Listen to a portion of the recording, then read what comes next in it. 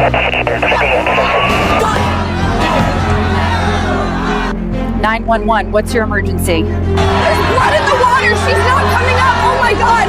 Please, you have to send someone! Emergency protocol isn't responding. We can't drop the barrier.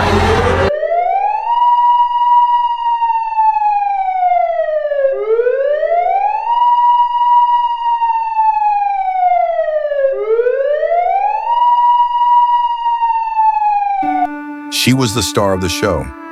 The trainer who could make a 6-ton predator leap at a single hand signal. For more than a decade, Jessica Radcliffe lived her dream, building bonds with some of the most intelligent and most dangerous animals on Earth. But on one seemingly ordinary afternoon, the water churned, the crowd screamed, and Jessica never resurfaced. This is the horrifying last moment of Orca trainer Jessica Radcliffe. And the disturbing truth, Bluecrest Marine Park never wanted the public to know about the whale they called Nyx. Stay with me, because at 1400, you'll hear the internal memos and eyewitness accounts that change everything you thought you knew about this tragedy. Before we begin, if you believe stories like Jessica's must never be forgotten, hit the like button, subscribe, and turn on notifications so you never miss the truth behind the headlines. Jessica Radcliffe was 34 years old, vibrant, fearless, and deeply connected to the ocean. She wasn't just an orca trainer, she was a protector, a teacher, and a friend to the creatures most people only admire from afar. For 8 years, she worked at Bluecrest Marine Park, earning respect from colleagues, admiration from the crowds, and, most importantly, trust from the animals she cared for. From the moment she could stand on her own 2 feet, Jessica was drawn to the water. It wasn't just play for her, it was instinct, as natural as breathing. Her parents used to joke she was part mermaid because no matter where they went, the lake, the pool, the shore, Jessica would always end up submerged, chasing ripples and waves as if they were old friends. By the time she was 7, she knew more about marine life than most adults. While other kids flipped through picture books, Jessica devoured marine biology manuals borrowed from the library, sounding out scientific names she could barely pronounce.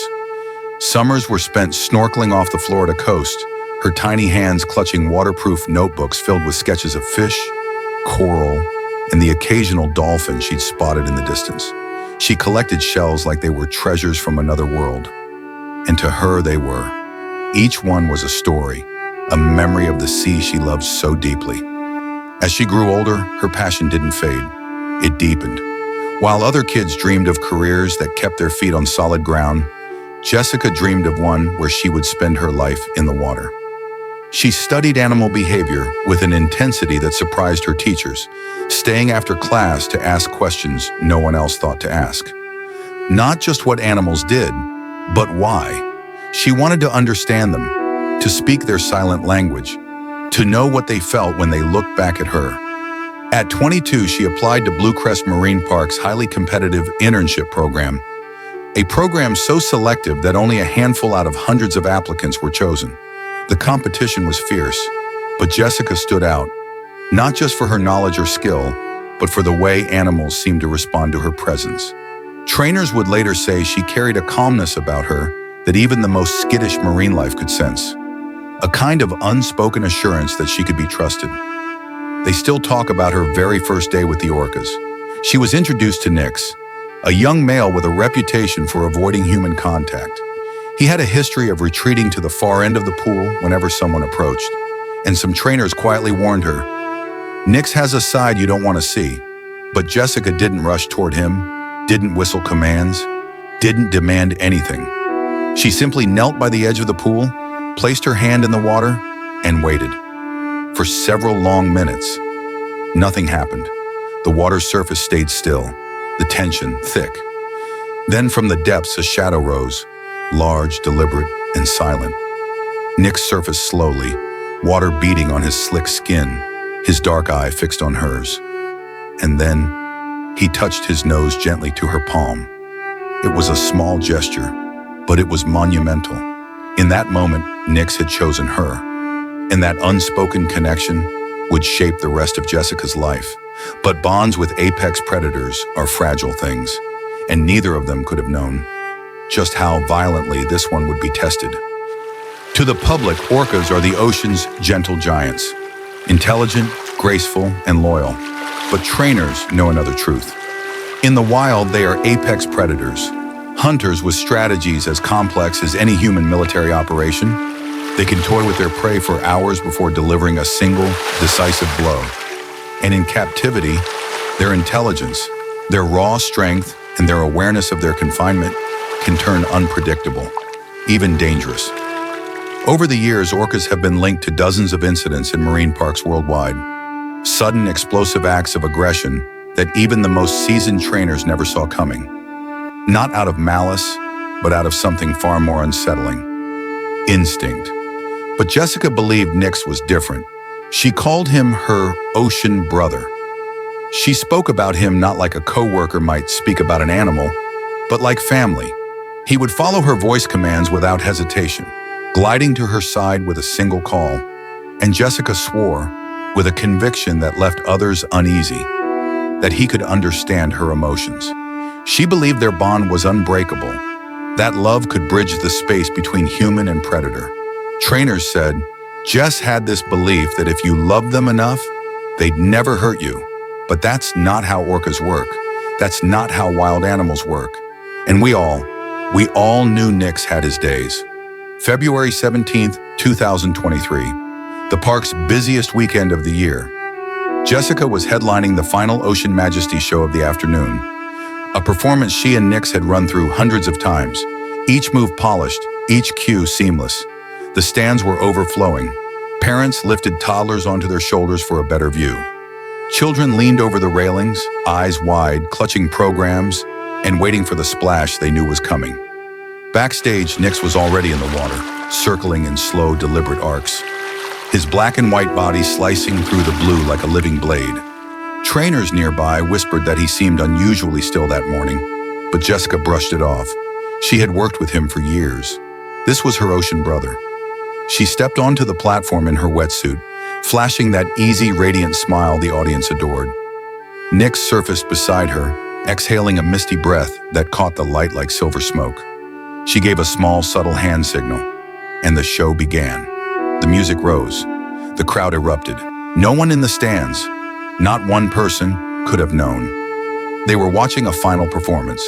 At first, everything went perfectly. Nix hit every cue: the breaches, the tail slaps, the synchronized spins, the moments where he would lift Jessica high above the water before letting her slide back into the pool. Then came the finale, Jessica's signature trust dive. It was a move built entirely on faith. She would stand on Nix's rostrum, he would surge upward in a powerful leap, and at the very peak of his rise, she would dive backward into the water, trusting him to release her at just the right moment. The audience leaned forward, phones ready, hearts racing. Jessica stepped into position. Nix dipped beneath her feet. She gave the signal. He launched upward, muscles coiling, water exploding behind him. But that day, Nix didn't stop after the leap. Instead, he kept driving forward and down, with Jessica still balanced on his nose. In an instant, the music, the cheering, the bright sunlight meant nothing. Something had changed in him. And as he plunged beneath the surface with her, the line between partner and predator vanished. At first, the crowd thought it was part of the act. Nix and Jessica vanished beneath the surface, her body pressed to his side, her hands gripping instinctively. It wasn't unusual for him to dive. It was part of the show. But seconds passed, and neither came back up. The cheering faltered. Conversations hushed. All that remained was the pounding of the music, now strangely out of place, echoing across the stands like a cruel joke. Then a shadow burst from the water. Nix's massive head broke the surface, and in his jaws was Jessica. Gasps rippled through the audience like a wave. Phones that had been held high for filming now shook in trembling hands. Witnesses would later say they saw him thrash, a violent, unnatural movement, before slamming her back under the water. Trainers on the deck screamed her name, their voices cracking, their faces twisted in panic. They grabbed long metal poles and slammed them into the water's surface. Each strike a desperate attempt to break his focus. The sound was sharp, urgent, metallic. But Nix wasn't letting go. This wasn't playful anymore. This was predatory. You could feel the mood in the stadium change. Parents wrapped their arms around their children, shielding their eyes. Others stood frozen, unable to move, unable to look away. Some tried to convince themselves it was still part of the show, but the screams told the truth. The water churned into a froth of white and red. Every second she stayed beneath the surface felt like an eternity. And then, another eruption. Nix surfaced again, still holding her, his immense body rolling. Trainers threw anything they could find. Buoys, buckets, even fish. But he ignored it all. His focus was absolute. His grip was unbreakable. No one knew it yet, but this attack was already past the point of rescue. Emergency responder says it was pure chaos. You could hear the screaming over the music, over the splashes, over everything. The trainers weren't just calling her name anymore. They were begging. They threw anything they could get their hands on into the water, hoping he'd release her. But he didn't. He just kept going. I've seen a lot in my career, but this was different. This was personal. Nearly 9 minutes had passed. 9 minutes that felt like a lifetime. Then, without warning, Nix loosened his grip. Jessica slipped from his jaws, her body drifting to the surface. There was no applause, no cheering. Only the sound of water lapping against the pool wall and the collective gasp of thousands who suddenly realized they had just watched something irreversible. 2 rescue divers hit the water instantly. Their strokes were frantic, cutting through the turquoise pool toward her motionless form. When they reached her, she didn't respond. They cradled her in their arms, moving as fast as they could toward the deck. The water around them trailed ribbons of red. On deck, medics surged forward. The moment her body was pulled from the pool, the scene transformed into a battlefield. Crushing trauma, deep lacerations, and the silent killer beneath it all, drowning. One medic began compressions, counting under his breath. Another fitted the oxygen mask, the hiss of air mingling with the chaotic shouts. Clear! A jolt from the defibrillator made her body arch. For a moment, a flicker of hope, a faint, fragile pulse. The crowd watched in stunned silence as she was rushed across the deck, down the narrow service corridor, into the waiting ambulance. Sirens wailed as they sped toward the hospital. But with every passing minute, that pulse grew weaker. By the time they reached the ER doors, Jessica Radcliffe, trainer, performer, daughter, friend, was gone. Within hours, Jessica Radcliffe's name was everywhere. Her smiling face, once featured on park brochures, now filled the front pages of newspapers around the world. Television anchors spoke her name in solemn tones. Clips of her performing with Nix played on repeat, now framed not as entertainment, but as the prelude to tragedy. Marine life advocates reignited a decades-old debate. Should orcas, apex predators of the ocean, ever be kept in tanks the size of swimming pools? Outside Bluecrest Marine Park, the vigils began. Candlelight flickered against hand-painted signs. Justice for Jessica. Free Nix. Blood on their hands. Former colleagues were left shattered. Many wrestled with guilt, replaying every moment in their minds, wondering, were the warning signs always there? Had they ignored them? For the park, the backlash was immediate and unforgiving. Social media erupted. Hashtags like Justice for Jessica and Free Nix trended for days, amassing millions of posts. Celebrities spoke out. Documentaries reignited public anger. Petitions demanded the release of every marine mammal in captivity. And yet, the official statement from Bluecrest Marine Park was chilling in its brevity. A single paragraph calling Jessica's death a tragic accident. No mention of systemic failures. No acknowledgement of repeated past incidents. Nix remained in his tank. Performances were quietly suspended. But behind the closed gates, his fate was sealed. He would not return to the wild. For many, that was the cruelest twist of all, that the creature at the heart of the tragedy was still trapped in the very place where it happened. Then came the revelations. Behind closed doors, the truth was never hidden, just buried. Leaked internal memos told a story the public was never meant to hear. Nyx had a documented history of aggression, incidents logged, staff warnings ignored. And yet she was kept in the spotlight, day after day, performing for applause. It wasn't just carelessness, it was a choice, a gamble, one that finally claimed a human life. When the truth surfaced, it sparked a storm.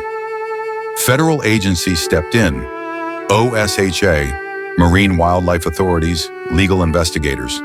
Fines were issued, lawsuits were filed, and one of the most significant changes in marine park history was put into place. Trainers would no longer be allowed in the water with orcas during live shows, but policy changes didn't heal the wound. Jessica's family, broken but unyielding, refused to let her become just another tragic headline. They stood on courthouse steps with her photograph in their hands, voices steady but eyes filled with pain, demanding answers. They didn't just want justice, they wanted meaning. They wanted her death to rip the blindfold from the public's eyes, to force the world to see the cost of keeping wild giants in captivity. Their fight wasn't just for Jessica, it was for every trainer who had ever stepped into the water, trusting they were safe, and for every creature that had ever circled a tank, not the open ocean. Under relentless public pressure and a storm of media outrage, Bluecrest Marine Park finally stepped forward. They announced sweeping changes, updates to safety protocols, an end to all water-based trainer performances, and a pledge to increase behavioral monitoring of every orca in their care. In a carefully worded statement, their spokesperson vowed to do better, to protect both trainers and the animals that drew in the crowds. Their words were polished, deliberate, the kind of promise meant to quiet headlines. But outside those gates, many weren't ready to forgive. For them, this wasn't progress, it was damage control. A promise spoken under pressure, delivered far too late. Too late to save a bright young woman who believed in them. Too late for Jessica Radcliffe. Jessica Radcliffe's story cannot be defined by the way it ended. To those who knew her, she was a force of nature, not just for the animals she loved, but for the people she inspired. She had a gift, a way of making you see the ocean not as a backdrop, but as a living, breathing world worth protecting. For years, she worked tirelessly, rescuing injured sea turtles, nursing stranded dolphins, and teaching wide-eyed children that every creature, no matter how small, has a role in the ocean's story. And when she spoke about the animals in her care, her eyes lit up like sunlight on open water. In the wake of her death, her family refused to let that light go out. They founded the Jessica Radcliffe Marine Conservation Fund, a mission to protect orcas in the only home they were ever meant to know, the wild. The fund sponsors research, supports rescue efforts, and fights to end the captivity of these intelligent giants. Even in tragedy, Jessica continues to speak, through the waves, through the work that carries her name, through every young voice she once inspired to say, "We must protect them." Her legacy is not just memory, it is motion, it is change. In the end, the sea gives, and it takes away. Jessica Radcliffe understood that better than anyone. She knew the ocean's beauty and its danger. She gave it her trust, her passion, her life. And though her time here was cut heartbreakingly short, her story remains, a voice carried on the tide, reminding us of a truth we can never afford to forget. Wild creatures are not ours to dominate, not ours to turn into spectacle. They are ours to honor, to protect, to respect. If Jessica's story moved you, share it. Let her voice be heard. And join us. Subscribe. So together, we can keep telling the stories that must never be forgotten.